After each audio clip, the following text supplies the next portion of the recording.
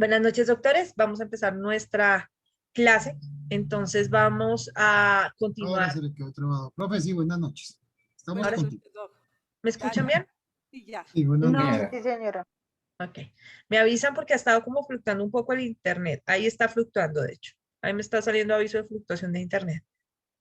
Eh, ha estado fluctuando un poco, entonces me avisan si algo se pierde o si dejan de escucharme para yo repetir. ¿Listo? Estábamos hablando de delitos sexuales anoche. Primero empezamos a hablar de los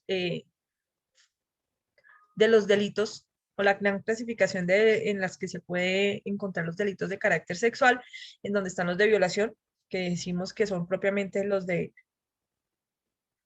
implican violencia, los abusivos, que pueden ser con menor de 14 años, y los de incapacidad de resistir o con persona puesta en incapacidad de resistir, y los de proxenetismo como tal, que se refieren a situaciones en donde existe un provecho que no tiene que ver con el placer de índole sexual para el agresor, sino un provecho de carácter económico como consecuencia de la realización de la conducta. Dentro de eso, también hablábamos de la situación concreta de lo que se define por parte del artículo 212 del Código Penal como acceso carnal, y veíamos entonces cuáles eran las penetraciones y con qué eran y por cuál de las cavidades anatómicas era la continuidad o la contemplación más bien del Código Penal colombiano frente al tipo penal de acceso carnal como tal. También vimos los actos sexuales diversos y decíamos que realmente el acceso carnal y el acto sexual por sí solos no son punibles, que lo que es punible es si se da bajo alguno de los ingredientes del tipo de la violencia, entendido por el artículo 212A del Código Penal, que ayer lo analizamos también, vimos todas las formas de violencia que ya estaban contempladas. Perdón. Los de forma abusiva, que se pueden realizar con menor de 14 años, con persona en incapacidad de resistir o con persona puesta en incapacidad de resistir. Justamente sobre los menores de 14 años, nosotros vimos el principio o la presunción iure et de iure, donde nos detuvimos un momento a analizarla y consideramos entonces que o hicimos el análisis de por qué razón en el país se aplica la presunción iure et de iure, que estaría frente a los tipos sexuales como tal del artículo 208 y 209 del Código Penal, con esa presunción de jure que implica que todo menor de 14 años es absolutamente incapaz de dar su voluntad, su consentimiento para la realización de una conducta sexual porque no la entiende, no la comprende y no tiene la evolución, por decirlo así, desde el punto de vista eh, de comprensión frente para asumir este tipo de conductas de tipo sexual. Vimos entonces también que, que había dentro de los delitos de carácter abusivo, había los de incapacidad de resistir y que podría ser que se pusiera la persona en esta situación o que se aprovecharan de la situación concreta de la incapacidad de resistir. Y en ese caso en concreto vimos o lo que la Corte Suprema de Justicia señala como el estado de inconsciencia y también la incapacidad de resistir propiamente dicha, en donde analizábamos, por ejemplo, conductas como los de inferioridad psíquica a las que se refiere en el artículo 207 del Código Penal, mientras que en el artículo 210 no tenemos inferioridad psíquica, sino tenemos trastorno mental, que ya tiene una base patológica sobre la víctima que implica que de alguna manera está enferma mentalmente para poder comprender y dar su voluntad para conductas de tipo sexual. Creo que ahí quedamos anoche, ¿no es cierto, doctores queridos? Sí, señora. Sí, señora. Sí, señora. Sí, doctor. Sí, Ahora, doctora. ¿hasta aquí hay alguna duda? Claro como el agua del río Bogotá, doctor. Ah, bueno, me parece perfecto.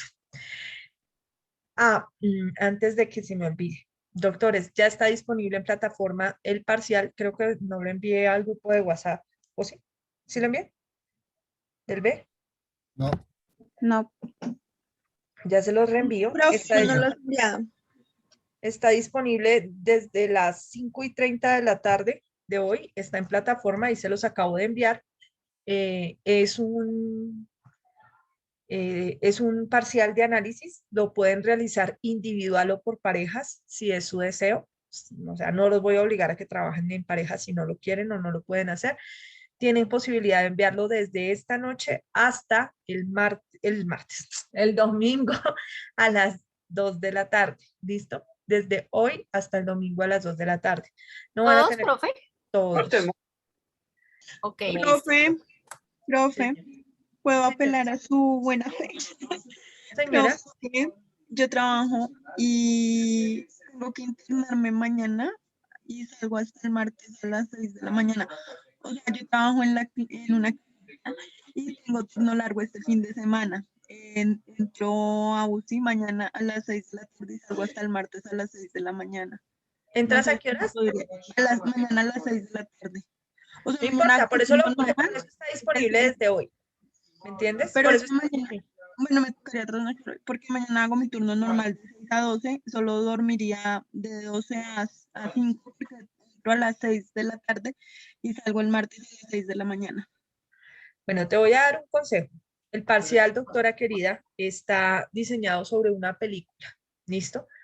La película, yo les coloqué, dice un fragmento, pero realmente es una hora de la película, no es toda la película la que está subida, pero necesito que veas esa hora para poderlo resolver. Entonces, ¿qué consejo te doy? Mira la película, mírala desde hoy, para que si no alcanzas eventualmente a entregármelo el domingo a las 2 de la tarde, ¿con quién es que estoy hablando? Con la doctora, ¿quién? Sandra Peña, ¿Quién? Sandra Peña. Con la doctora Sandra Peña. Si no alcanzas el domingo a las 2 de la tarde, entonces para que busques la posibilidad dentro, claro que estás en turno largo, entonces va a ser muy difícil, pero es que nosotros acabamos el martes, entonces no alcanzaría a revisarte el parcial. Te podría dar la oportunidad de que me lo enviaras hasta el lunes en la noche, a ti, por lo que tienes turno largo, pero no sé si te sea posible de pronto esta noche alcanzar a hacerlo. Por eso di más tiempo para que lo alcanzaran a enviar desde hoy hasta el domingo a las 2. Entonces, no sé si te quede fácil, doctora, sentarte a ver esa horita de clase, esa horita y verlo. Yo quisiera darles más tiempo, pero no puedo porque tengo que revisarlos para tener las notas de ustedes el martes. No, no hay problema, profe. Yo Alcanzamos. hago el esfuerzo y trato de enviarlo mañana al mediodía. No hay problema. Listo. Gracias. Listo. ¿Tú no vas a hacer, Discúlpeme. ejercicios de exoneración? ¿Perdón? ¿Tú no vas a hacer ejercicios de exoneración hoy? Es que estoy sentida. Estoy ofendida. Pues me Estoy parece ofendida. bien, doctora, que todos lo hagamos. Pero O sea que profe, de pronto la doctora Ana Milena y yo tampoco alcanzamos a quedar. dime qué A te ver, dice para ¿cuántos rezar hay aquí que no han sido el exonerados? Eran 10. Eran 10 y creo que ninguno No, Ninguno clasificaron dos puede. compañeros. exonerado Para de el los examen 10. ninguno, doctora. Solo dos. Solo la Pues doctora, Ana Milena y yo le habíamos pedido el favor, doctora, ¿se acuerda de revisarlo? eran No los únicos. alcanzamos a Ah, pasar. no, ustedes dos sí están. Ustedes dos sí están. Ah, pensé que me Nadie decías que más. si no habían alcanzado, o sea, que si no alcanzábamos a hacer más ejercicios. No, no, realmente no creo que alcancemos ya. Pero sí, las dos personas, el doctor Bolívar y la doctora Ana, sí, sí están exonerados ya. Gracias, No doctora. pensé que les había dicho, ando No, como loco, señora. la verdad. Anoche su merced me dijo que hoy me decía. Pues hoy te digo, adivina qué. Gracias, doctora. No, a ti de verdad, porque son ustedes los que trabajan por sus notas. Entonces, pues maravilloso. Vamos a ver cómo nos va ahorita. Terminemos un poquito este análisis y vemos si alcanzamos de pronto a hacer un ejercicio de exoneración, porque pues estoy sentida, pero no tanto con ustedes, sino en general. Entonces, no los voy a hacer responsables de algo que ustedes no hicieron, ¿vale? Vamos a ver si podemos eventualmente ayudar nos ayuda el tiempo para realizar eventualmente ejercicios de exoneración esta noche, pero estamos un poquito apretados de tiempo. Listo, vamos a ver si podemos hacer. Tranquila, profe, que no preguntamos nada, tranquila. Listo. No olviden, por favor, que pueden hacerlo en pareja si es su deseo. ¿Listo? Y si puede, no hay problema. Ok, Una última pregunta. señora. Me preguntan por interno que si permites que se hagan tríos. Qué cosa, hombre. Si ven que es que uno les dice una cosa y hacen justo lo Van contrario, al cielo y van No, es llorando. más, doctora, nosotros dije tenemos... uno, máximo dos. Dos. Uno, dos. Uno, dos. ¿Listo? No tríos. Dos. Porque después entonces digo tres. Ay, es mi amigo y no tiene pareja, no tiene trío, no tiene... Mejor lo hacemos en grupo, doctora. Sí, si quieren hagámoslo de 80 y algo, entonces no hay problema. En grupos de 80 y algo. ¿Les 5 parece? de una vez, profe. Doctora, nosotros No, tenemos mis Listo, amores que queridos. hemos venido trabajando. ¿Listo? De a dos, máximo. Por favor. Listo. ¿Estamos? Ok, continuemos. Entonces, estábamos hablando de los delitos sexuales. El día de hoy vamos a empezar a ver el análisis como tal de el examen o la interpretación médico-legal sexológica propiamente dicha. ¿Qué es lo que ocurre? Cuando nosotros veíamos el tipo penal de lesiones personales, estuvimos precisamente haciendo un análisis de la interpretación del examen médico-legal que se hacía allí, del de lesiones no fatales. Y allí, pues entonces aprendimos un poco sobre la situación concreta de cómo se contaba y a qué se referían los términos de incapacidad y los términos concretos de las formas o los mecanismos causales con los cuales se podían realizar las lesiones. El día de hoy vamos a hacer algo muy similar, pero respecto de delitos propiamente sexuales. La prueba en delitos sexuales tiene connotaciones únicas que no existen en otras clases de delitos, solamente en delitos sexuales. Entonces, por eso trae como cuando ustedes vean probatorio, van a ver un poco más amplio esto, en donde les van a explicar cómo se maneja la prueba en delitos sexuales, que es diferente a cómo se maneja en cualquier otro tipo de delitos dentro del Código Penal colombiano. Entonces, ¿qué vamos a hablar en Jefe. principio? Se trabó. Señor, Profe, señora, se fue el internet. acá estoy, acá estoy. ¿Me Ibas ve? en la prueba. Lo peor es que yo sigo hablando porque no me muestra nada. ¿Me están oyendo ahí? Sí, Sí, señorita. señora. Sí, señora. Ok. Les estaba diciendo que la prueba en delitos sexuales no se maneja igual a ninguno de otro de los delitos del Código Penal colombiano. Prácticamente se ha constituido en un régimen propio probatorio, que ustedes van a ver, espero que les den eso en probatorio, sobre cómo manejar la prueba en delitos sexuales. El día de hoy vamos a dar unas pinceladas sobre la valoración de las pruebas en delitos sexuales, especialmente del informe técnico médico legal sexológico o el informe de valoración a nivel sexológico en posibles víctimas de delitos sexuales. En principio las vamos a ver en mujeres, pero más adelante vamos a ver en hombres y en mujeres, ¿de acuerdo? Entonces, como vamos a hablar primero de mujeres, vamos a hablar de la disposición o de cómo se realiza el examen sexológico. El examen sexológico se realiza de la misma manera que se realiza cualquier examen de carácter ginecológico. Voy a ser un poco más específica, pues porque tengo a muchas, gracias a Dios, a muchas doctoras en el salón que alguna vez han tenido un examen ginecológico. Pero voy a ser específica en el sentido en que pues también tengo doctores que obviamente no han tenido un examen ginecológico y no saben cómo se realiza. En principio, la víctima o posible víctima, paciente, debe ser puesta en posición ginecológica. La posición ginecológica es la que estamos viendo justamente en pantalla, a través de la cual se le pide a la mujer se suba a una camilla que puede tener estribos altos o estribos bajos. Los estribos altos son estos, en donde va a poder apoyar sus piernas, o estribos bajos, que son estos en donde va a apoyar como tal sus talones.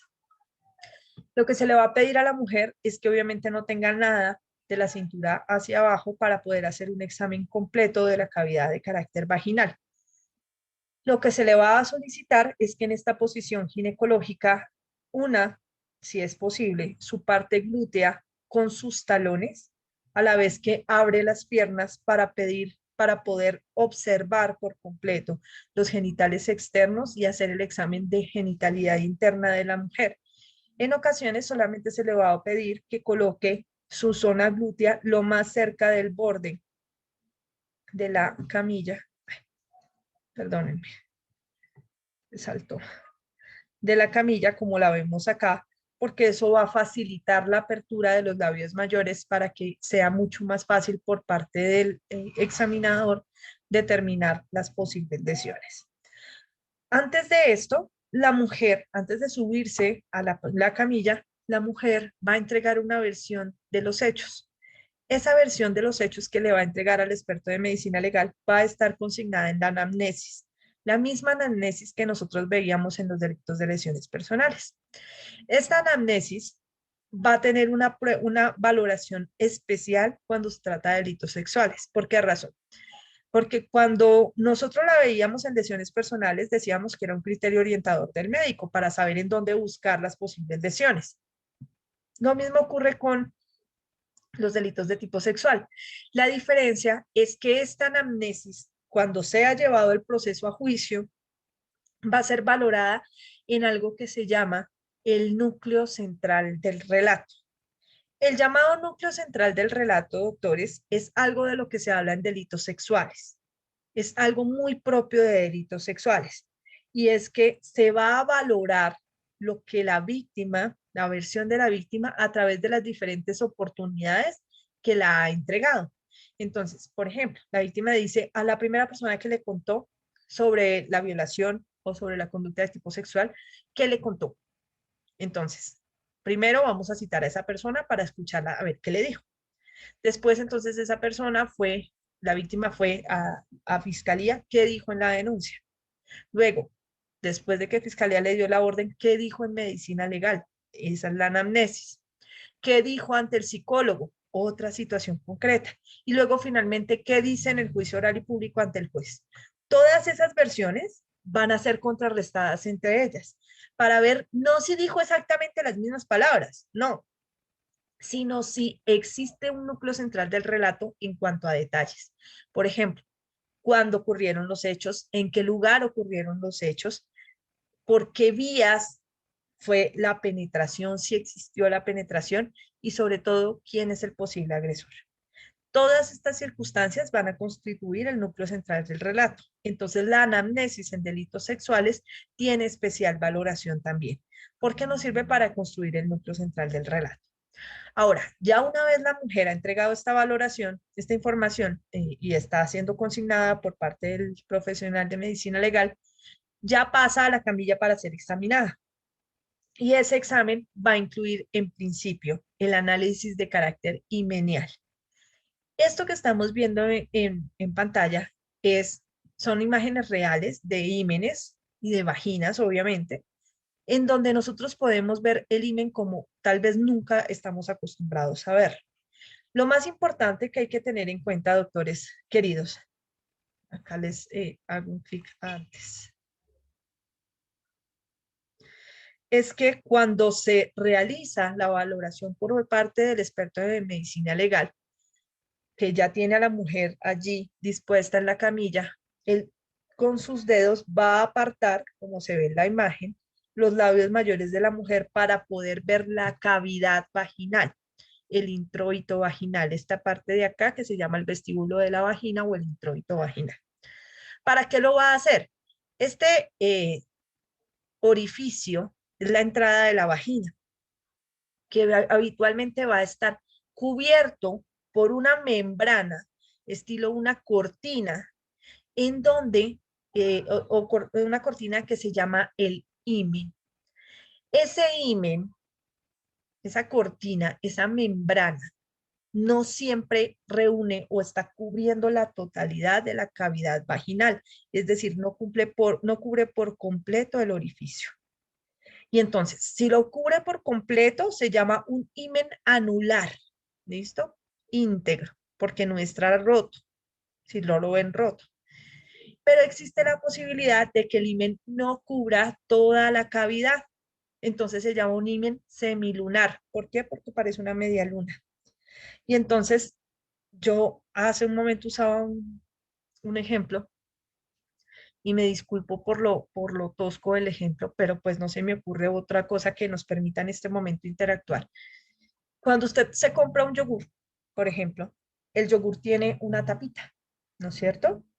Si toda la tapita recubre la totalidad de la boca del vasito del yogur, esa tapita como tal no va a permitir que nada entre al yogur, al vasito del yogur, ni nada salga del vasito del yogur, ¿no es cierto? Vamos a suponer que la tapita del yogur es el himen. Si usted va a levantar la tapita, en ocasiones usted le puede hacer un orificio a la tapita y tomar por un huequito, ¿no es cierto? Y entonces ya tiene la posibilidad de ingresar a lo que tiene el contenido o sacar el contenido.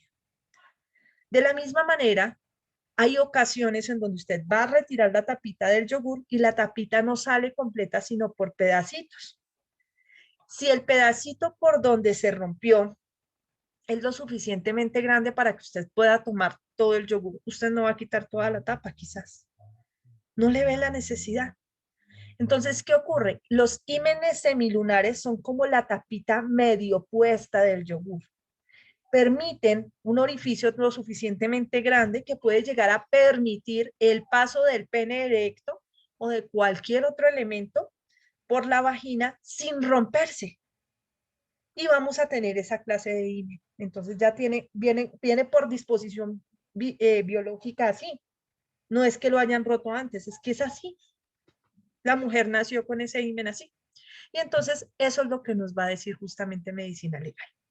La otra situación que puede llegar a ocurrir es que hay mujeres que a pesar de que su orificio entre el himen es más pequeño y podría romperse, y otras que tienen todo el himen cubriendo el vestíbulo de la vagina o el ingreso de la vagina. Algunas mujeres tienen una disposición biológica especial a través de la cual ese himen ha cobrado una elasticidad especial que permiten que la mujer pueda ser penetrada por el pene erecto o por cualquier otro elemento sin necesidad de que ese himen se rompa. ¿Listo?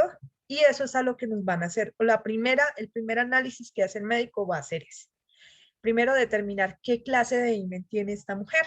Si es un himen anular, semilunar, si es íntegro, es decir, de esos que se rompen y está completico y está sin romperse, o es uno de esos que no se rompen, que es el elástico, o es uno que ya está roto, se rompió antes y entonces nos van a hablar de un desgarro antiguo, o se acaba de romper y nos van a hablar de un desgarro reciente.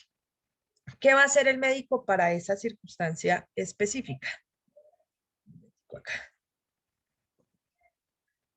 El médico se va a imaginar un reloj,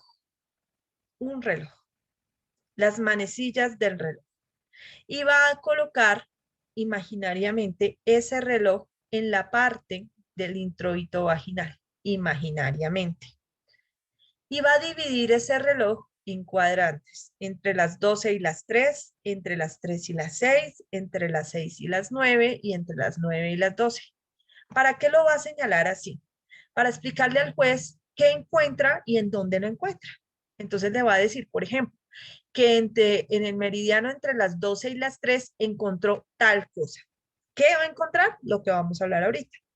O que encontró entre las 3 y las 6, o que encontró desgarros, por ejemplo, que se rompió el himen en el meridiano entre las 12 y las 6, se rompió justo por la mitad. Entonces ya se sabe exactamente por dónde fue que se inició la ruptura del himen. Eso no lo va a decir medicina legal. Entonces, este mismo análisis lo van a hacer a nivel anal, respecto a que van a imaginarse las manecillas del reloj también y van a ubicarnos en cuadrantes. Entonces, el experto de medicina legal nos va a decir qué clase de himen tiene la mujer, si es anular, si es semilunar, si es íntegro, si es elástico y eventualmente si encuentra lesiones o no en él. Aquí vamos a ver entonces, por ejemplo, un himen dilatable. ¿Qué quiere decir eso? Que es un himen de esos que se estiran, de esos que no se rompen con facilidad. Entonces ustedes lo ven aquí, miren cómo está dificultando el ingreso a la vagina, pero entonces él va a retroceder en el momento de la penetración y va a permitir la penetración sin romperse. Pero la gran mayoría de himenes no son así, sino que son unas membranas tan supremamente delicadas que se van a romper con la primera penetración que tenga la mujer. Ahora, en el caso siguiente, estamos viendo una de las posibles lesiones que vamos a encontrar cuando se trata de análisis reciente. Esta es una vagina de una niña de 9 años que fue penetrada recientemente y aquí observamos cómo la cavidad, vean el himen, se desplazó hacia los laterales por la ruptura, se desgarró, se rompió. Y además vemos sangrado abundante en diferentes lugares, tanto del introito vaginal, o sea, de la parte externa vaginal, como de la parte interna de la vagina. Eso nos muestra claramente un desgarro reciente. ¿Cómo saben que es reciente? A veces los médicos colocan desgarre a nivel tal, por ejemplo, nivel 6, nivel 9 o nivel 3, y dicen con bordes eritematosos. Eritematosos es que están sangrando, están así como los vemos ahí, están sangrando, es muy reciente. Profe, ¿al cuánto tiempo más o menos se ve esto? Más o menos de 24 a 36, no, 24 horas siguientes a la penetración, vamos a ver esto, durante las 24 horas siguientes. Ya después de las 24 el cuerpo empieza a sangrar y como esta eh, es una zona específicamente se me olvidó cómo se llama. Muy sensible. No, se llama una mucosa. ¿Vascularizada? Mucosa. Como es Mucosa. una mucosa, las mucosas sanan más rápido que otros tejidos específicos de la piel. Entonces las mucosas van a cerrar mucho más rápido. Y está diseñado así precisamente por disposición biológica para facilitar de alguna manera las relaciones sexuales. Y es que una vez se rompa, la mujer no se viva quejando durante mucho tiempo, sino que permita la relación sexual de nuevo. La naturaleza es así de sabia, ¿no? Entonces, por eso el tejido allí es de mucosa para que se sane mucho más rápido. Esto que estamos viendo aquí quiere decir que al menos dentro de las 24 horas siguientes se produjo manipulación y penetración por vía vaginal y en consecuencia tendremos estos sangrados con bordes eritematosos. Los bordes eritematosos son los bordes del himen que se rompieron, no han sanado todavía y aún están sangrando. Es muy rápido lo que el examen respecto a la fecha de la posible penetración. Ahora, aquí estamos viendo ya un himen diferente. Este ya es un himen con una cicatrización antigua. Esto que estamos viendo aquí alrededor, esta membranita más clarita, era el himen que recubría la zona del introito vaginal y que fue desgarrado. Pero como ya se rompió hace algún tiempo, sanó y entonces se convierte en esta cicatriz que vemos acá. Específicamente aquí nos describen, hay ruptura a las 6 horas. Míralo, ¿sí ves? Las manecillas del reloj, justo a las 6 fue en donde se produjo la mayor ruptura, en el meridiano de las 6, y por ahí se creó una cicatriz especial. Entonces, en este caso, medicina legal nos dirá, habrá un himen con desgarro antiguo, porque no lo vemos sangrando alrededor, ni nada que nos muestre que ocurrió al menos dentro de las 24 horas siguientes para asumir que efectivamente la relación sexual se habría producido en esas 24 horas o al menos el desgarro en esas 24 horas. Ahora, estas son otras formas de desgarro diferentes que son las que normalmente los médicos van a hablar de desfloración, ¿no? Y es porque muchas veces cuando empieza a sanar el tejido, cuando ha sanado, toma esta forma que se parece a una orquídea. Entonces, por eso hablan de desfloración, porque parece una flor.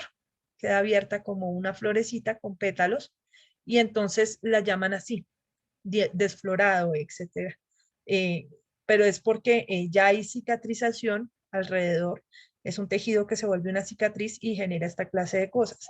Sin embargo, vean que esta cicatriz no es como la anterior porque aún aquí podemos ver un poco de eritema, es decir, un poco de enrojecimiento y acumulación de sangre, lo que nos muestra que de todas maneras la penetración no se dio hace mucho tiempo, sanó, pero al menos los bordes, pero no es muy antigua en cuanto a que todavía se evidencian rastros de sangre. ¿Listo? Bueno, estas son otras formas. Ahorita vamos a empezar ya a ver entonces el análisis a nivel anal. ¿Por qué razón? Porque inicialmente estábamos hablando del examen a nivel genital de las mujeres, porque como sabemos bien, el acceso carnal puede ser en hombres o en mujeres. Iniciamos con las mujeres porque el examen para ellas o para nosotras es especial, pero las mujeres también vamos a ser analizadas a nivel anal, sobre todo cuando se señala que hubo posibilidad de penetración o manipulación por cualquiera de los dos lados, es decir, a nivel anal y vaginal, y en el caso de los hombres, porque por obvias razones ellos van a tener penetraciones por nivel anal. Para eso se coloca al hombre o la mujer para hacer el examen anal en posición genupectoral. La posición genupectoral es la que estamos viendo en la primera de las imágenes, en donde se le pide a la víctima que se arrodille sobre la camilla y coloque su pecho completamente descansado sobre la camilla. ¿Para qué? Para facilitar que se puedan abrir de igual manera, como hicimos con los labios mayores, los glúteos mayores, que son esos, los glúteos como tal, para poder abrir y ver la cavidad anal. La cavidad anal, o el ano específicamente, que nosotros llamamos así, está compuesto por tres partes, entre comillas, o bueno, dos. No, sí, tres. Un esfínter interno y un esfínter externo. Ojo, el externo no es que esté por fuera, ¿no? Un esfínter interno y un esfínter externo, y el ano como tal, que será este pequeño agujero que vemos acá. Cuando a nosotros nos enseñan a controlar esfínteres, cuando dejamos de usar pañales, lo que estamos haciendo es controlar el esfínter externo. El esfínter interno va a estar conectado con los intestinos, y una vez se llena lo suficiente de materia fecal, pues empieza a llenar el esfínter externo y se relaja y abre y lo deja salir, ¿no es cierto? Cuando nosotros aprendemos a manipular este esfínter externo, este interno va a permanecer lleno en un momento dado, pero no necesariamente va a salir hasta cuando nosotros vayamos al baño. Este esfínter externo, que es el ano, nosotros lo vamos a ver con mayor facilidad a través del examen. Y entonces vamos a ver algo que los médicos describen como el tono anal. El tono anal no se refiere al color del ano, se refiere a que de todas maneras es un tejido vascularizado, musculoso y demás, que tiene una forma normal para contraerse, para expandirse y contraerse a voluntad de las personas cuando ya somos adultos, cuando controlamos los esfínteres, de relajarse o contraerse. El ano, el tono, perdón, a nivel anal, se refiere justamente a la fuerza que tienen para cerrarse por completo otra vez el ano o para mantenerse abierto, ¿de acuerdo? Entonces, cuando nos dicen que hay pérdida en el tono, es porque de alguna manera el ano no se ve cerrado, sino se ve abierto. ¿Listo? Eso nos lo van a explicar también. ¿Por qué razón? Porque esa es una de las posibles circunstancias o posibles consecuencias de una penetración a nivel anal. Y es que el ano quede someramente dilatado. ¿Listo? Pero el ano no solo se dilata porque existe penetración, sino se puede dilatar de forma normal porque tú vas a ir al baño porque estás que te haces popo y entonces se dilata, o porque tienes una situación específica. Hay enfermedades del aparato intestinal que pueden conllevar a que el ano pierda tono. Ahora bien, el médico también se va a imaginar las mismas manecillas del reloj, específicamente para el ano, y también va a ubicar las lesiones en esas manecillas del reloj, las manecillas que, perdón, las lesiones que llegue a encontrar. En principio, nos vamos a detener un momento a analizar que los anos son distintos entre hombres y mujeres. Aunque biológicamente tienen la misma función y tienen los mismos componentes de los dos esfínteres, el externo y el interno, lo cierto es que en la parte externa son distintos precisamente por el tono, empezando por ahí. Este es un ano femenino. Ustedes ven que el tono acá está un poquito más relajado. De una u otra manera hay una luz ahí, mientras que en el de los hombres es mucho más cerrado, es un poco más apretado. Es disposición biológica que sea así. Hay otra situación concreta. Los anos de los hombres por lo general traen más pliegues, que son estas las rayitas que estamos viendo acá. Pliegues. Son pliegues cutáneos perfectamente normales, y los de las mujeres traen menos pliegues. Estos pliegues también van a ser evaluados por los médicos al momento de realizar el examen anal. Y entonces vamos a ver uno de los posibles hallazgos que van a documentar. Uno de ellos se llama el edema. El edema es la inflamación.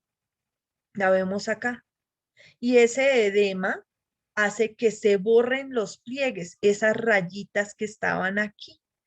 ¿Por qué? Porque genera inflamación de la zona. Es como cuando usted tiene en un dedito, se hace una ampollita. Entonces se inflama ella, se llena de agua y entonces toda la piel cambia en ese lugar. Como teníamos eran pliegues cutáneos, arruguitas, pues si está inflamado ya no se va a ver la arruguita, pero eso va a ser temporal mientras el edema desaparece y luego la arruguita vuelve y queda el mismo pliegue cutáneo va a volver a quedar. Entonces, esos edemas están asociados a eventos recientes de manipulación en la zona. Algo pasó en ese lugar recientemente que generó ese edema. ¿Qué quiere decir eso? Que o pudieron ser tocamientos de índole sexual, eh, ingresos o penetraciones a nivel anal, o que, por ejemplo, la persona tenía diarrea, se quemó y se inflamó en la zona específica. En muchos casos también se puede ver por estreñimiento el edema asociado de pronto por el esfuerzo que realizan las personas para hacer las deposiciones y demás. Ese es uno de los hallazgos. Otro de los hallazgos es el que ven a mano derecha, que son las fisuras, que ya son rupturas de las capas de la piel. Y esas rupturas las van a asociar como fisuras que son superficiales o desgarro cuando van mucho más profundas. Estas fisuras pueden estar sangrando o no, pero en todo caso muestran que son recientes porque vemos la herida aún abierta. Y entonces también se pueden dar por manipulación a nivel genital con fines sexuales, como eventualmente por incluso esfuerzos masivos para hacer deposiciones. Otros de los hallazgos que podemos encontrar son las cicatrices. Cuando esta fisura sana va a dejar cicatriz.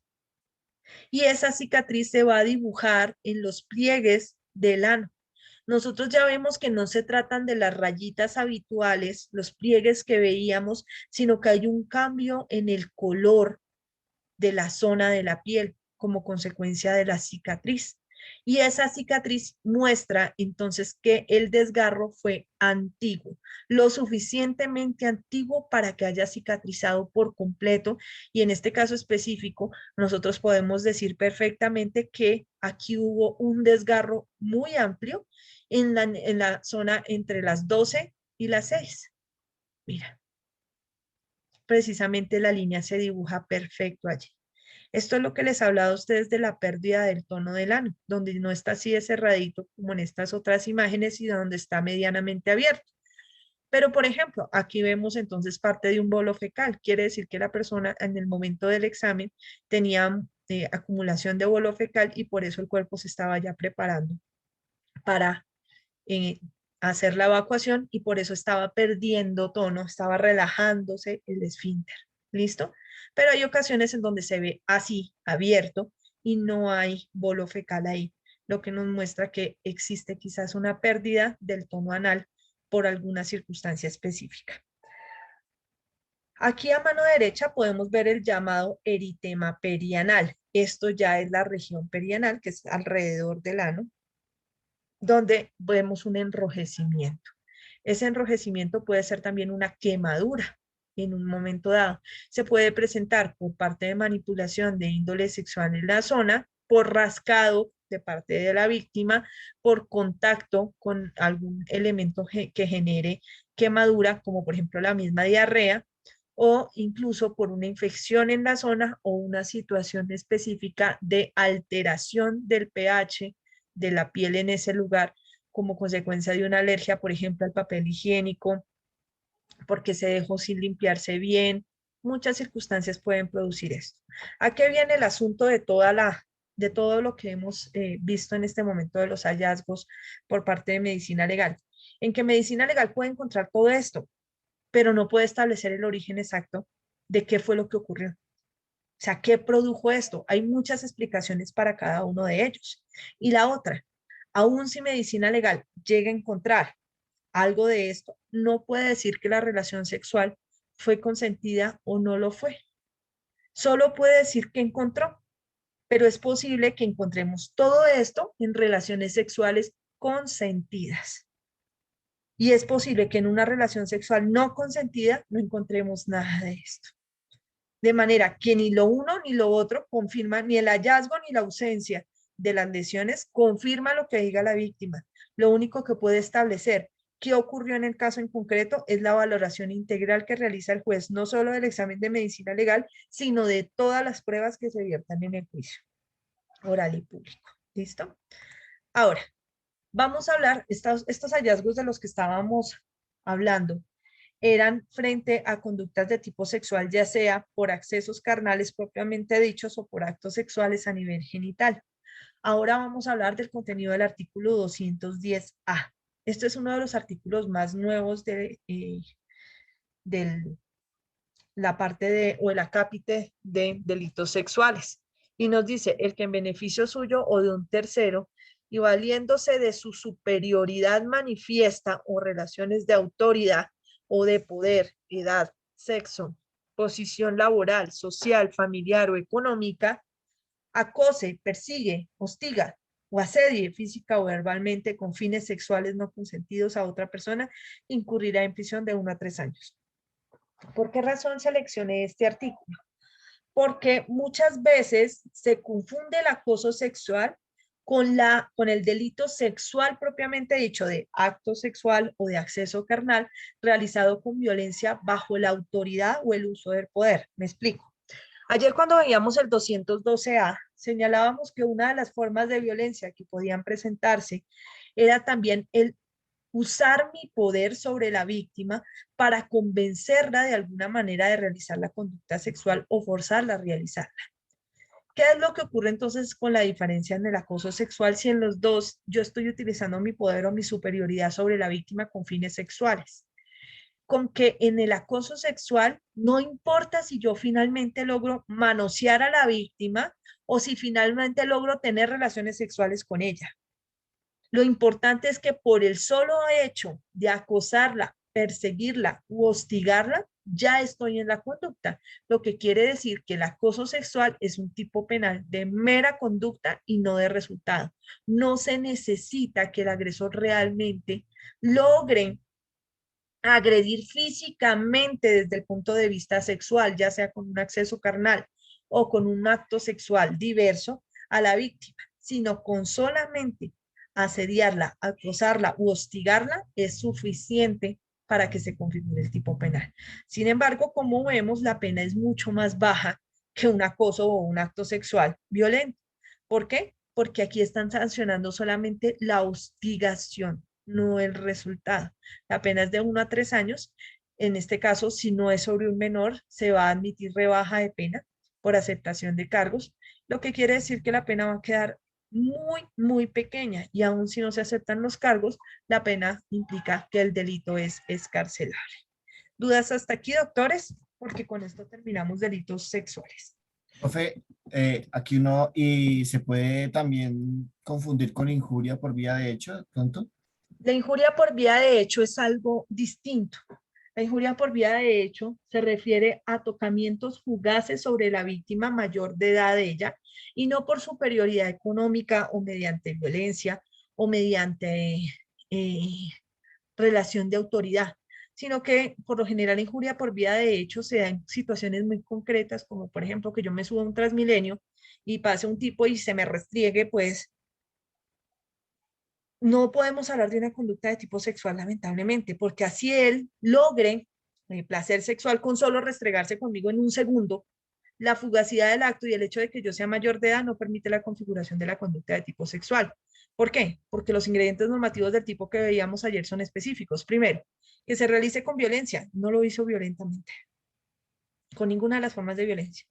Que se realice con menor de 14 años. Yo no tengo menos de 14 años. Que se realice con alguien que se encuentre en incapacidad de resistir. Yo no me encuentro en incapacidad de resistir.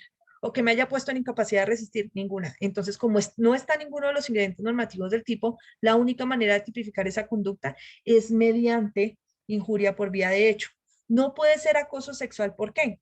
Porque no se está realizando una superioridad manifiesta de autoridad o no se está valiendo de esa autoridad que tiene sobre mí para realizar en ese momento el tocamiento del Transmilenio, en el Transmilenio, sino que solamente lo está haciendo como un acto fugaz de placer.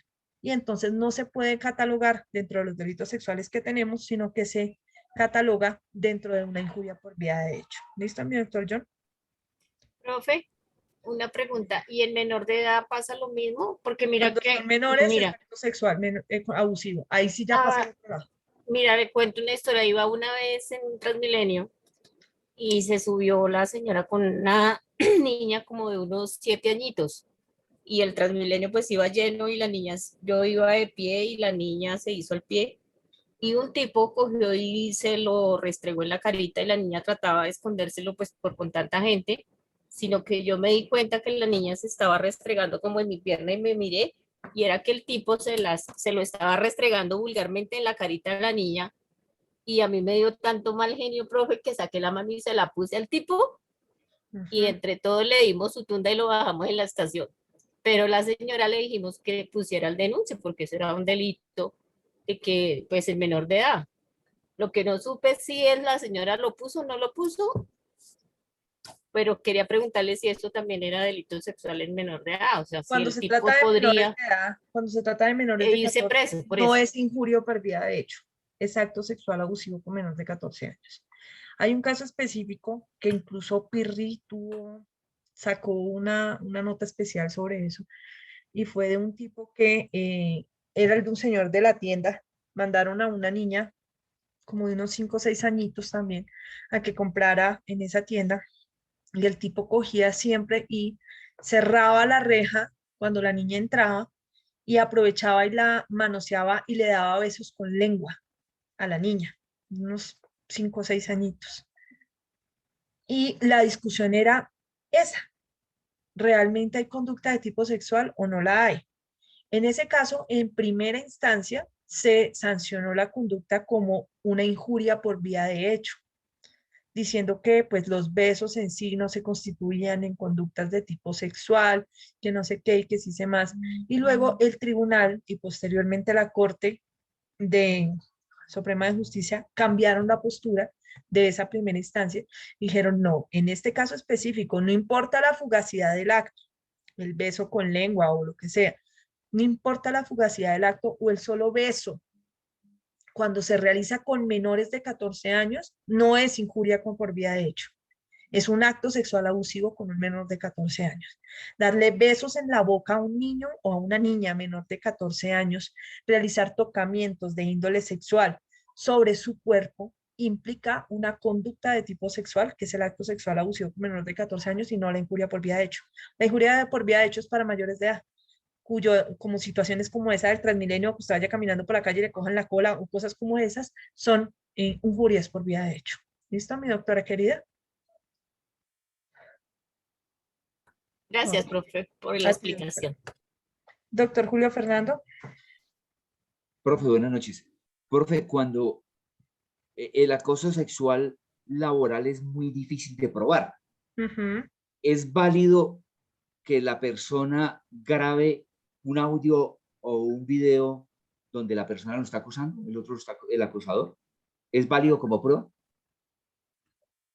Sí, claro, es válido. Esa es una de las cosas que ustedes deben ver en probatorio. Y es que a uno le dicen, no, es que yo no, usted no puede utilizar eso porque usted me grabó sin mi consentimiento. Ay, si le digo, seguramente se va a dejar grabar. No seas tan tonto, querido. Es válido la prueba que se graba sin consentimiento del agresor cuando yo estoy interviniendo allí. Por ejemplo, si a mí me llaman a extorsionarme, yo puedo grabarlo y no le voy a decir, oiga, lo estoy grabando, porque no me va a extorsionar. Si alguien me llama a amenazarme, no le voy a decir que lo estoy grabando para que me dé permiso de grabarlo para presentar la prueba, sino que como yo estoy interviniendo en la conversación, es posible hacerlo. De hecho, no sé si recuerdan un caso muy sonado en la Universidad Nacional, donde una estudiante grabó al profesor en la forma como la acosaba, como la intentaba tocar y le decía una y otra vez que ella era muy linda y muy inteligente y que le iba mejor en su tesis si se portaba bien con él. Y la perseguía por todo el salón y la niña lo grabó, la joven lo grabó, y fue un caso muy sonado. Eso no pasó hace un año y pico. El caso fue muy sonado y el profesor fue sacado de la universidad y fue por acoso sexual, precisamente, porque la joven lo grabó y la prueba es plenamente válida. Ella está en el video, está grabando a su agresor. Lo puede hacer sin permiso de él y la prueba es válida. ¿Listo? Gracias, profe. Ok. Entonces, ¿hasta aquí alguna otra duda frente a delitos sexuales? Porque pegamos un brinco hasta patrimonio económico. Ok. Doctora, no sé, en la pregunta mía, pues, Doctor Felipe, ¿me estás hablando? ¿Quién me está hablando? sí, señora. ¿Sí me escuchas? ¿Quién es? ¿Sí me escuchas? Qué pena. Ahora sí, es que te oías Sí, es que supremamente tenía, lejos. sí, es que tenía los audífonos. Doctora, pues la pregunta es muy sencilla, pero pues no sé si tiene el contenido que merece. Digamos, el acoso requiere de tiempo, está determinado en algún tiempo o solamente las características de las cuales hemos hablado.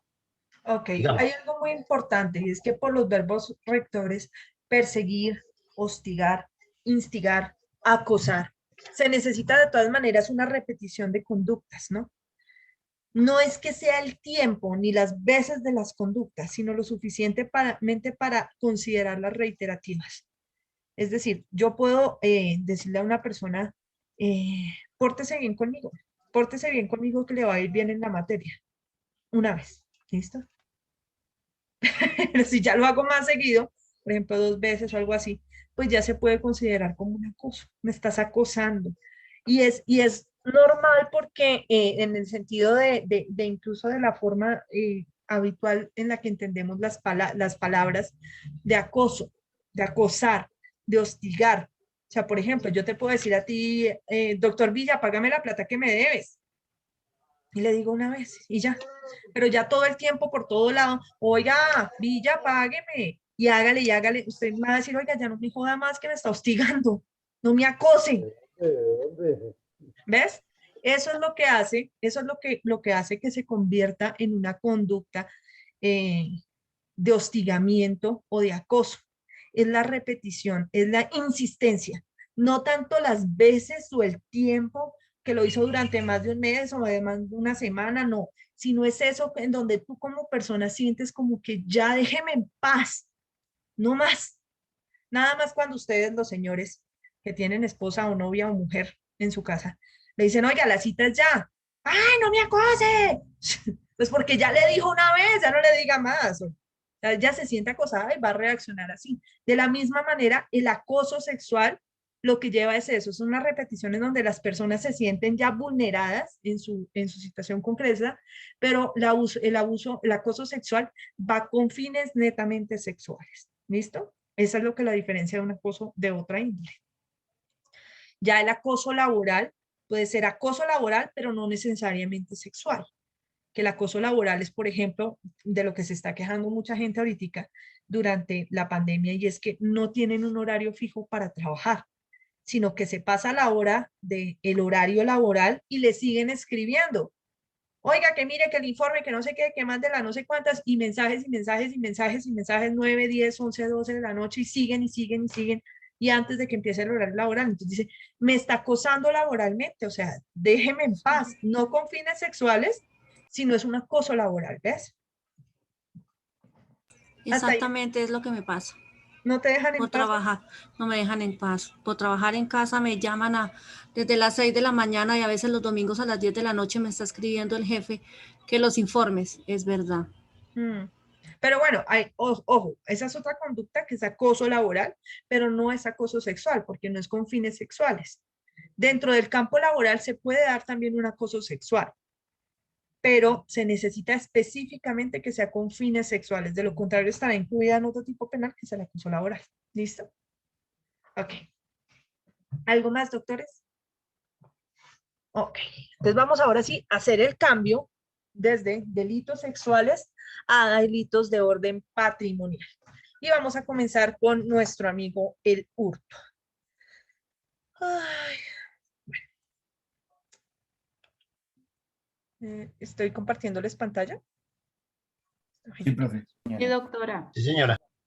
Espérame porque intento como trabar y no me deja hacer nada. Ya, listo. Entonces vamos a empezar con los delitos de orden patrimonial, entre los cuales hay varios. Está la extorsión, está el abuso de confianza, está, por ejemplo, también el hurto, pero ojo, el delito contra el patrimonio económico por excelencia es el hurto. No es que sea el único, pero es uno de los principales y de hecho es con el que abre el título de delitos contra el patrimonio económico. Los delitos contra el patrimonio económico y específicamente el hurto a través del artículo 239 del Código Penal lo hemos venido estudiando en varias de nuestras clases, en donde lo hemos venido utilizando para diferentes explicaciones. Y dice, el que se apodere, que nos implica además un sujeto activo de carácter indeterminado, porque puede ser cualquier persona, de una cosa mueble ajena, se constituye en el ingrediente normativo del tipo, con el propósito de obtener un provecho para sí o para otro. Aquí vamos a ver algo de lo que no habíamos hablado, y es que hay ingredientes normativos del tipo que son de tipo objetivo y otros que son de tipo subjetivo. Los ingredientes de tipo en general, nosotros les decíamos los pollos, ¿recuerdan? Son sobre los cuales se estructura la esencia del ilícito. Sin eso no hay delito. Pero los ingredientes normativos del tipo pueden ser objetivos cuando se refieren a situaciones externas al sujeto activo o subjetivos cuando se refieren a situaciones propias del sujeto activo. Me explico. Apoderarse de una cosa mueble ajena, en este caso, cosa mueble ajena, que la cosa sea mueble y sea ajena no tiene que ver con el sujeto activo de la conducta. Eso es de la cosa como tal, es externo a él. Pero el propósito con el que él se apodera sí tiene que ver con él, que es el propósito de obtener un provecho para él o para otro. Eso quiere decir que tenemos dos ingredientes normativos del tipo, uno objetivo y uno subjetivo. Uno objetivo que se refiere a que lo que se deben apoderar es de una cosa mueble ajena, y uno subjetivo que se refiere a que usted se está apoderando, pero es con el propósito, con el fin específico de obtener un provecho para usted o para otra persona. Si eso no está, si no es una cosa mueble ajena, o si usted no lo hizo con el propósito de obtener un provecho para sí o para otro, automáticamente no habrá conducta de tipo penal, al menos en los términos del artículo 239.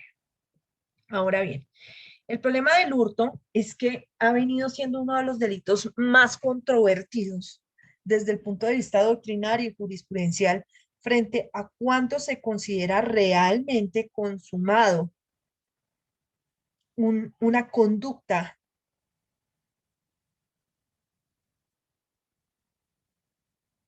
de tipo penal. En los términos del hurto. ¿Por qué? Porque uno diría, bueno, el hurto quedó consumado cuando la persona se llevó la cosa. No, quedó consumado cuando la vendió. No, quedó consumado cuando la usó. No, quedó consumado cuando la tocó, y así sucesivamente. Entonces han venido existiendo diferentes teorías sobre cuándo se considera el hurto consumado o cuándo quedó en la modalidad de tentativa. La primera de esas teorías consumativas del hurto que se usó fue la aprehensión rei. La aprehensión rei considera que el hurto, o consideraba porque ya no se usa, consideraba que el hurto quedaba consumado solo con que el sujeto activo, el ladrón, tocara el elemento. Con eso era suficiente. ¿Listo? Y entonces generaba un problema, porque prácticamente todos los hurtos quedaban consumados. Nunca quedaban tentados. Entonces, por ejemplo, con solamente tocar la cadena de las personas o el celular o los aretes o la billetera, como vemos ahí, así no se la llevara realmente, así ni siquiera se la pudiera sacar del bolsillo, era suficiente para hablar de que el hurto había quedado consumado. Y entonces la pena era completa, la que tenemos en el tipo penal respectivo. Quedaba completa. Y entonces dijeron, no, esa teoría es demasiado fuerte, porque entonces nunca habría un hurto tentado. ¿Cómo? Si con solo tocar la cosa es suficiente. Es decir, con solamente ejercer el verbo rector, que ni siquiera es apoderarse, sino tocar. Con solo tocar quedaría consumado el hurto. Entonces esta teoría quedó en el olvido. Fue la primera teoría sobre las teorías consumativas del hurto. La segunda teoría fue la ablatio. La ablatio considera o consideraba que el hurto se consumaba cuando el sujeto activo de la conducta trasladaba de un lugar a otro el objeto del apoderamiento. Esta parecía ser un poco más razonable. ¿Me están oyendo ahí, doctores? Se le está entrecortando. Ahí me escuchan bien, es que vi que fluctuó el internet. ¿Hasta dónde me escucharon bien? No, ahora sí fue, ¿Doctores? ¿Me doctora. Sí, ahí estamos Doctora, escuchando. Doctora. Ok. ¿Hasta dónde me escucharon bien? Empezábamos con esta teoría, doctora. Perfecto. Empezamos con la Blatio. Listo. Entonces, la primera, la Aprencio Rey, fue dejada en desuso por esa situación específica porque era imposible que un hurto no quedara consumado. Con solo tocar la cosa, imagínense, quedaba consumado. Con solo tocar la cosa quedaba. Bueno, con solamente tocar la cosa de la que se iban a apoderar, el hurto quedaba consumado. Sí, ¿no? Ok, ahora, la Blatio parte del presupuesto de que se necesita trasladar o cambiar de lugar el objeto del apoderamiento para que el hurto quedara consumado. Entonces, por ejemplo, yo entro a un Claro y veo un celular de alta gama ahí. Entonces yo llego y lo cojo y me lo meto. Y empiezo a caminar por todo el Claro, yo me voy a llevar este celular. Listo. Pero en un momento me arrepiento y digo, no, yo no tengo que hacer esto. No, yo no voy a hacer esto. Y vuelvo y lo suelto y lo dejo. El hurto está consumado. Ah, solo por cambiarlo de lugar. O sea, realmente yo nunca me apoderé de nada, solo lo trasladé de un lugar a otro. No logré el apoderamiento real. Entonces, ¿qué pasaba con esta teoría? Pues que también quedaba en desuso porque prácticamente en muchas otras de las circunstancias también había consumación del hurto y era más difícil que no se diera o que se diera la modalidad tentada. La siguiente teoría, después de que cayó la de Alda Blatio, fue la teoría del desapoderamiento o la desposesión. Esta parte del presupuesto de algo muy propio del Código Civil. Cuando ustedes les enseñaron civil, les dijeron, ojo, hay una persona que se llama el dueño, ¿listo?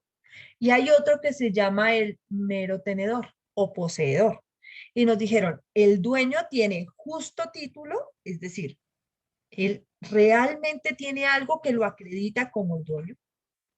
El justo título tiene el goce y la disposición de la cosa. La puede disfrutar y puede disponer de ella como quiera. Si la quiere regalar, si la quiere vender, si la quiere usar, si la quiere guardar, es su problema. Eso es un dueño, el que tiene justo título, uso, goce y disposición de la cosa. ¿Listo? El tenedor tiene todo lo que tiene el otro menos el justo título. Él usa la cosa, puede disponer de ella, puede gozar de ella, pero no tiene un justo título para eventualmente poder incluso hacer el proceso de tradición a través del cual entonces él diga, bueno, es que yo vendí y esto era mío y no sé qué, no lo puede hacer. ¿Listo? En el caso específico del hurto, no se habla de un justo título o de un dueño, sino se habla de alguien que tiene las características propias de un poseedor o tenedor. ¿Y de qué nos dice? Dice, ojo, esta persona para que el hurto se declare consumado, tiene que realizar todo lo anterior, o sea, tocarla, desplazarla físicamente de un lugar a otro, pero además se necesita que él pueda ejercer actos de señor y dueño sobre ese nuevo elemento como campo de aplicación exacto del poder patrimonial. ¿Qué quiere decir eso? El ladrón se lleva el celular. Listo. Ya lo tocó, ya hay aprehensión rey. Luego se lo lleva a otro lugar. Hasta ahí hay ablatio. Pero ahora va y lo revende en la 13. Ah, ahora sí hay consumación, porque él hizo algo como un acto de señor y dueño sobre él que fue disponer del bien. Él pudo disponerlo al punto que hasta lo revendió y se ganó una plata por eso. Es decir, que sí hubo un incremento patrimonial para él. Entonces, ¿qué pasó con esta teoría? Las otras porque eran muy cerradas en cuanto a que todo quedaba consumado y esta en que es demasiado amplia en el sentido en que es casi imposible que quede consumado, porque le tocaría a uno dejar escapar el ladrón, seguirlo hasta allá, mirar que lo revendió y ahí sí decir, ay, no, sí, efectivamente, hay un hurto consumado. Esta teoría se aplicó hasta los años 90 en el país, la teoría consumativa del desapoderamiento o desposesión, pero cayó y ahora se aplica una nueva, que se llama la teoría de la esfera de dominio y protección. Hay una razón específica por la que Goku está ahí, no por las esferas, sino porque cuando Goku eleva su ki, hay un poder que sale de él, que lo rodea. Ese poder es esta luz que vemos acá. Y entonces, ese poder que lo rodea implica que Goku de una u otra manera está protegido por su poder. La esfera de dominio y protección es algo similar. Porque, ¿qué nos dice? Dice, por ejemplo, ustedes están ahorita en su casa. Como usted está en su casa, todas las cosas que hay en su casa están bajo su esfera de dominio y protección. Usted puede ir a otro cuarto, sacar un computador, puede ir al otro lado, sacar una joya, la plata, lo que sea. Está bajo su dominio y además está bajo la protección que usted le suministra en su hogar. Cuando usted sale de su hogar, la esfera de dominio y protección se encoge y se encoge sobre usted. ¿Qué quiere decir? Que las cosas están protegidas mientras estén con usted en su dominio y protección. Entonces, usted se lleva el celular, lo tiene entre el bolsillo y anda por la calle con él. Está protegido y bajo su dominio por donde quiera que usted esté. Si la persona se lleva el celular, se lo saca del bolsillo, se lo rapa de la mano mientras usted va hablando, o lo chalequea o cualquier otra forma, habría consumación del hurto solamente si esta cosa sale de su esfera de vigilancia y custodia. De manera que, y esto ha pasado muy seguido, usted está hablando por el celular, vienen y se lo rapan.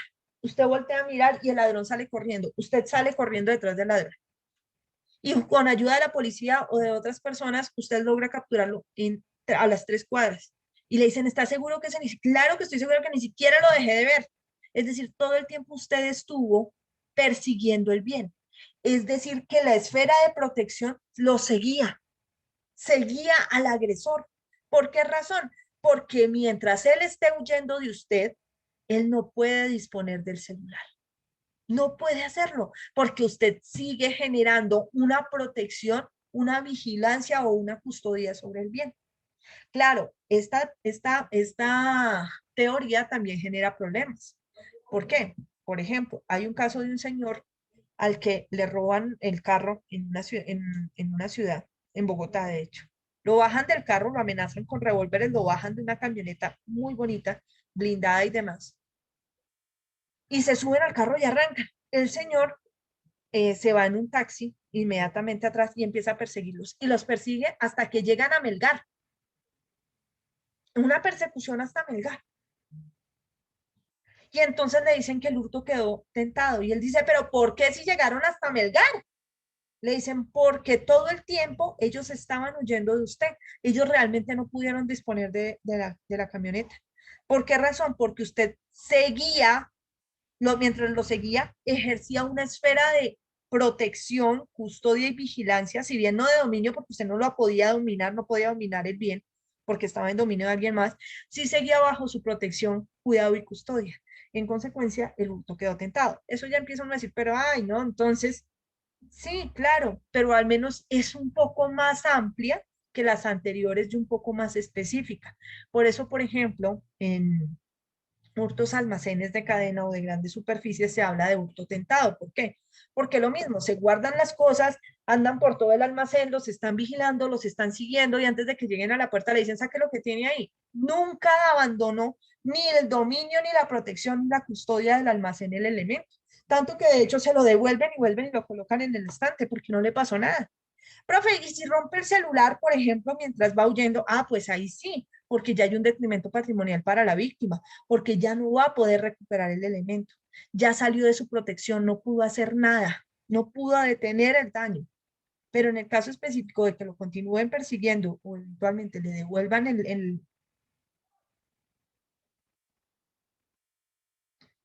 ¿Me escuchan ahí? Sí, profe, sí, señor. Ok, fluctúa un momentito.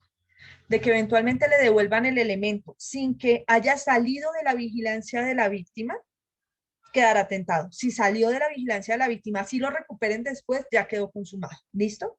Porque salió así será por un instante de la protección, de la custodia, de la vigilancia de la víctima, entonces ahí hablaremos de un hurto consumado. ¿Dudas hasta ahí, doctores? Doctor Bautista, señor. Profe, yo quería comentarle un caso de un amigo, compañero que le terminaron el contrato Coca-Cola porque uno de los ayudantes de él estaba robando a un cliente, o sea, le estaba cobrando de más a un producto. Pero a él le terminaron el contrato por eso mismo, por hurto, porque supuestamente él era el que tenía que ser el responsable de esa persona. Y le terminaron el contrato por hurto. ¿Sí es válido o no es válido? O sea, no fue él el que se apoderó, sino el amigo y aún así le terminaron. No, lo que pasa es que ahí en Coca-Cola, digamos, uno tiene la distribución de los productos, pero uno tiene empleados, ¿sí? Y el empleado fue el que le estaba cobrando de más a algunos clientes, era el que estaba haciendo eso, pero sin que supiera él. La empresa se enteró y le terminó el contrato a él o sea, la causa fue por hurto, porque estaban robando a un cliente. Bueno, realmente no lo estaban robando. Primero no lo estaban robando. Porque es Porque le estaban cobrando de más de lo que valía el producto. Pues eso en principio no es un hurto. ¿Estafa? De ninguna manera. De ninguna manera es un hurto. Podría ser un delito de orden patrimonial de otro índole, como un abuso de confianza, o podría ser incluso una estafa, o podría en últimas hacer que... No, es que yo no le veo nada, no le veo nada más, pero hurto nunca sería, en principio. Pero a él le terminaron el porque contrato hay la una- empresa por eso. Para allá voy. Hay una situación concreta, y es que dentro del campo laboral se establecen como justas causas para terminar el contrato. Una de esas puede ser la comisión de delitos en contra del empleador o de los posibles clientes como el hurto, o el atentar contra la vida del empleador o algo así. Pero en ninguna parte del contrato laboral dice que debidamente demostradas, sino solamente aparecen como la comisión de conductas de tipo delictual contra el empleador, como puede ser las amenazas, las lesiones contra el empleador, la muerte del empleador, intentar matar al empleador o realizar hurtos. Pero nunca dice que debidamente demostrados. Ese es un problema del orden laboral en donde se presume, de hecho, que una acusación automáticamente genera la comisión de una conducta sin que se haya demostrado previamente en un proceso penal. Entonces, el problema es que muchas veces determinan a las personas como esa que tú me dices, el contrato laboral, primero sin establecer que realmente la conducta delictual existió, que lo que existió fue un hurto, y segundo, que él fue el responsable del hecho. O sea, es como si fuese un juicio por adelantado, ¿me entiendes? Y terminan el proceso laboral fundamentado en algo, en un tipo penal que nunca se demostró en un proceso penal. Entonces, eso genera una serie de circunstancias concretas de índole contradictorio e incluso vulneratorio de presunciones de inocencia a nivel nacional, a nivel constitucional, y es que podría incluso interponerse una acción de tutela porque ¿cómo así que usted me termina el contrato? Primero, ni siquiera averiguó si había hurto o no, y en segundo lugar, ni siquiera soy yo el responsable y usted me termina el contrato a mí.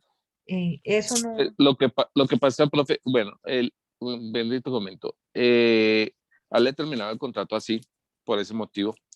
No, ¿cómo se dice? No lo llamaron a descargos ni nada. La empresa sí, supuestamente hizo a averiguar, el cliente le dijo esto, y ya. Y a él no le siquiera lo llamaron a descargos, sino simplemente le hicieron la terminación de contrato. Una persona del sindicato como digamos, como que la asesoró y le ayudó a hacer eh, ¿cómo se me fue la paloma? ¿Qué fue lo que dijiste? Es que podía ser una Una tutela. vulneración de la presunción de inocencia.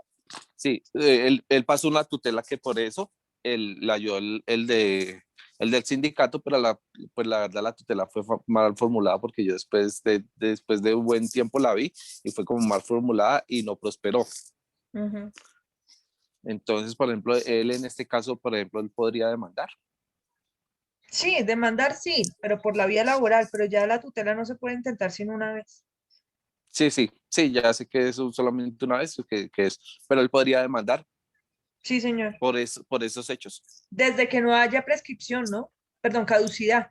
Porque, Eso bueno, fue en agosto. yo no manejo laboral, pero sé que hay unos términos de caducidad para demandar, no recuerdo cuánto tiempo, si es 1 año o 2 años, algo así. La verdad es que yo Pero- laboral, Son 3 años, doctora. eso, yo laboral, pero bueno, sí hay un término para demandar, pero eventualmente sí. Pero eso se consideraría como laboral independiente que uno, o sea, uno es como digamos independiente, uno paga todo, Pero tiene entonces cámara de no es comercio, RUT. que terminaron. ¿Cómo? Entonces, ¿por qué me hablas de que terminaron un contrato si no hay un vínculo? Sí, hay un vínculo de distribución de los productos de Coca-Cola. Ah, ok, entonces sería más bien una demanda de carácter civil. De carácter civil. No necesariamente laboral, pero sí civil. Sí, porque es que a él le terminaron fue el contrato por culpa de uno de los trabajadores de él, porque estaba robando a un cliente. Bueno, Esa era mi robando no, pregunta. pero bueno. Listo, Bueno, pues supuestamente fue así. listo. Ok, doctor Freddy Giovanni, señor. Doctora, buenas noches. Doctora, me quedó una duda. Sí, Frente señor. a lo que usted nos decía que, por ejemplo, seguían todo momento en el almacén y al momento que va a salir, pues el guarda muy amablemente le comenta que lleva objetos que no pagó. ¿Qué le podrían imputar o simplemente queda así? Porque igual eso hacen el escándalo, llega la policía y todo ese tema, ¿sí? No, yo no he dicho que quede así. Digo que el hurto queda en la modalidad tentativa. Lo que Y estamos que, hablando aquí es de que el sí. hurto queda consumado, el hurto queda atentado. Si el hurto queda consumado, la pena es completa, la que corresponda, ya sea la del 239 o la del 239 con el 240 o la del 240 con el 241, pero la pena es completa. Mientras que si es tentada, la rebaja será de la mitad. Sí será sancionado, obviamente, pero con una rebaja de la mitad. Esa es la diferencia para que tú me entiendas de qué es lo que estamos hablando frente a la teoría consumativa. No es decir entonces que aquí no pasó nada. No, sí va a ser castigado y va a ser condenado por un delito de orden patrimonial como es el hurto, pero en la modalidad de tentativa, con una pena más bajita, no es más. Ok, gracias, doctora. Ok, listo. Doctor Bolívar. Doctora, si de pronto está el hurto, un carro, digamos, y sí salió de la esfera de vigilancia, pero de todas formas se puede seguir por un GPS, digamos, o sea, no lo veo, pero sí lo sigo por el GPS, ¿queda como tentado o queda como consumado? Es que esos son los problemas de esta teoría, porque por ejemplo casos como ese implicaría que quedaría tentado, pero para mí es consumado, clarísimo. Porque de todas maneras la víctima no lo está custodiando, o sea, puede ser la empresa de seguridad y demás, pero no es la víctima, directamente la que lo está custodiando. Pero entonces, ¿qué quedaría? ¿Tentado? No, debería ser consumado. Lo que pasa es que ese caso de la camioneta que les cuento es un caso de esos que sacan rasquiñita que uno dice, pero ¿y la corte por qué hace esas cosas? Pero debería ser consumado independientemente de si lo voy vigilando y lo voy persiguiendo. O sea, a ver, lo perseguí hasta Melgar. o si eventualmente lo estoy siguiendo por un GPS, como dices tú. Debería ser consumado y no tentado. Pero ahora, como todo en esta vida, son criterios de los jueces. Entonces, unos utilizan la teoría consumativa del hurto, la esfera de dominio y protección, para decir que es consumado en el mismo caso, y en el otro dicen que es tentado. Y eso hablando de los mejores casos, ¿no? Donde realmente sepan todas estas diferencias, porque hay fiscales de patrimonio económico y jueces de la República que no saben la diferencia entre la esfera de dominio y protección, entre la oblatio y la aprehensión rey, ni entre la de disposición del bien. No saben nada de eso. Entonces parece como que eso les quedó por allá, quién sabe en dónde, y ellos hacen una mezcolanza entre todas y dicen que el hurto quedó consumado o que el hurto quedó tentado. Pero no tienen en cuenta que las teorías han cambiado y que la Corte Suprema de Justicia desde el 2000 dijo, esta es la que vamos a aplicar de ahora en adelante. ¿Qué es La de- esta última? Sí, señor. Ok. Profe, ¿esas sentencias no se pueden como apelar, digamos? O sea, cuando dan un fallo. Sentencias son apelables. O sea, Todas las- eso que cuentas de la camioneta, ese fallo tan absurdo, eso se podría.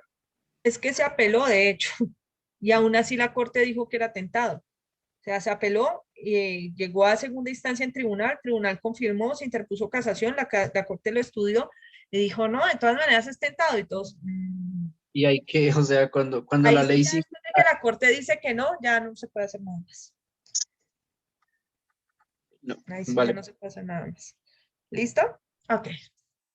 Ahora, vamos a hablar de los calificantes del hurto. Los calificantes del hurto son unas circunstancias específicas a través de las cuales el legislador ha considerado que la pena es más alta o debe ser más alta. Estos calificantes los hemos tocado también someramente en nuestras clases, pero ahora los vamos a ver un poco más profundo. La primera, cuando se refiere a que el hurto se realice con violencia sobre las cosas. Eso quiere decir que de alguna manera el sujeto activo de la conducta ejerce una situación física que se demuestra en las cosas para poder generar el apoderamiento. Por ejemplo, los rompevidrios rompen un vidrio para para llevarse un bolso o llevarse las cosas que están dentro del carro.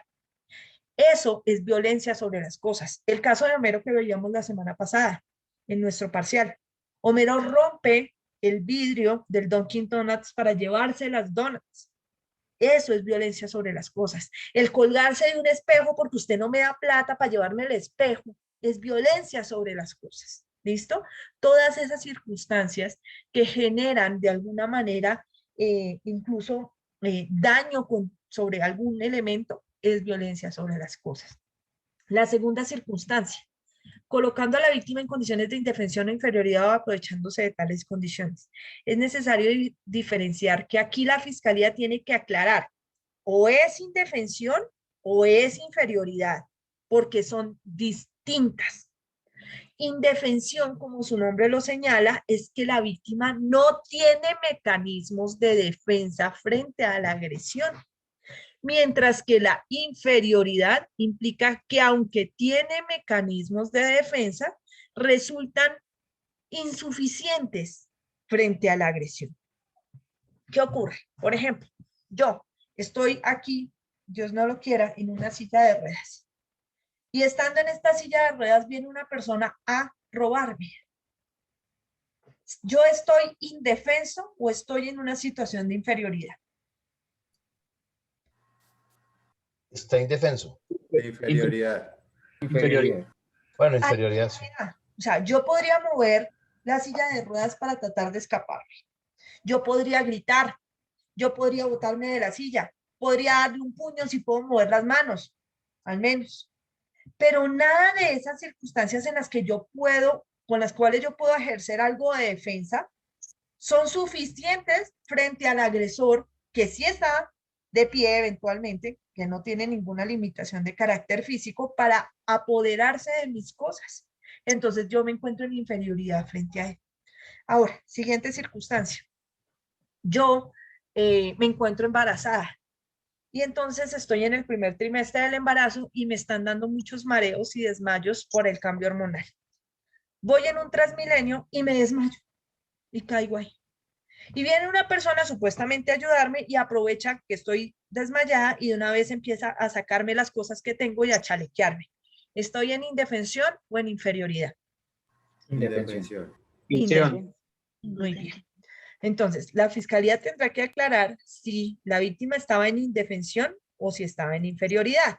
Pero además tendrá que aclarar si fue que el agresor la colocó en esa situación o si fue que se aprovechó de la situación. ¿Listo? Todo eso deberá aclararlo la Fiscalía.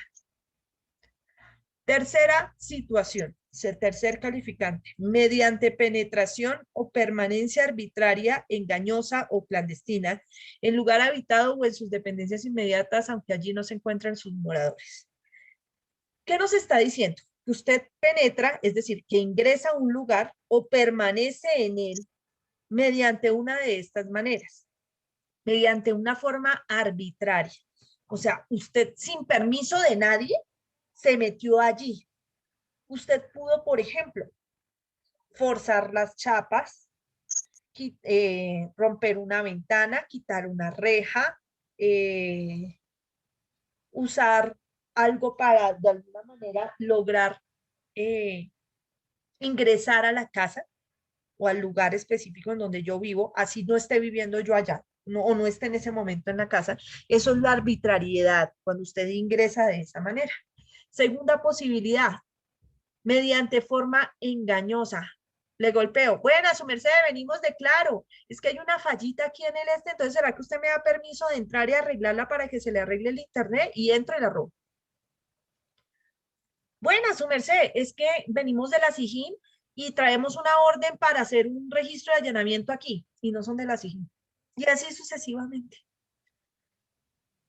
Engañan a las personas para que permitan el ingreso. ¿Listo? Y ahí aprovechan y hacen el hurto. Mediante penetración clandestina, cuando ingresan al lugar clandestinamente, pero no arbitrariamente. Lo arbitrario tiene que ver mucho con la forma que ejercen violencia o asaltan las seguridades o algo así. Y la clandestina tiene que ver como, por ejemplo, el escondite. Entonces, ¿yo qué hago? Yo no corto la reja, no nada de eso, sino que me salto una baranda y me meto. ¿Listo? Entonces, cualquiera de estas también deberá aclarar la fiscalía específicamente en cuál está. 4, con escalonamiento. El escalonamiento es que o usas una escalera o haces la famosa escalera humana que hemos visto todos de esos ladrones de porquería, cómo se trepan como hombres arañas al segundo piso, haciéndose la escalera humana para poder ingresar. Es un calificante que implica también aumento de pena. O con llave sustraída, cuando te roban las llaves de la casa. Ojo, no es que hayan usado otra llave, es que se llevaron tus llaves para poder entrar a tu casa. Falsa es la famosa llave maestra o la copia de la llave. ¿Listo? Esas también.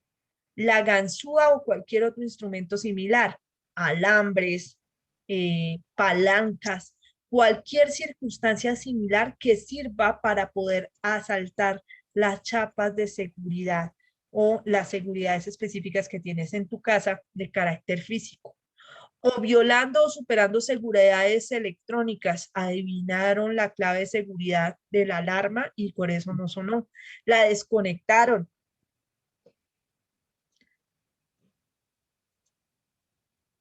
O cualquier otra semejante a las anteriores.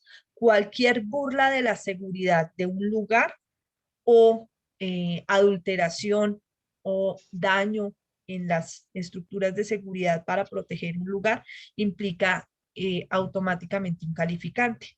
Entonces, justamente en el caso de almacenes, por ejemplo, las cosas traen un código de barras y traen unos chips para, unos chips no, sino unos pines de seguridad, perdón, pin de seguridad. Y esos pines de seguridad, cuando se intente sacar el elemento, van a sonar. Entonces, ¿qué pasa? Muchos ladrones son expertos en vulnerar esas seguridades y saben cómo hacer que el pin deje de sonar. Entonces, ¿qué hace? Pues están de alguna otra manera violando o superando una seguridad electrónica. Y entonces logran sacar el elemento sin que suene por los pines de seguridad cuando pasen las antenas detectoras.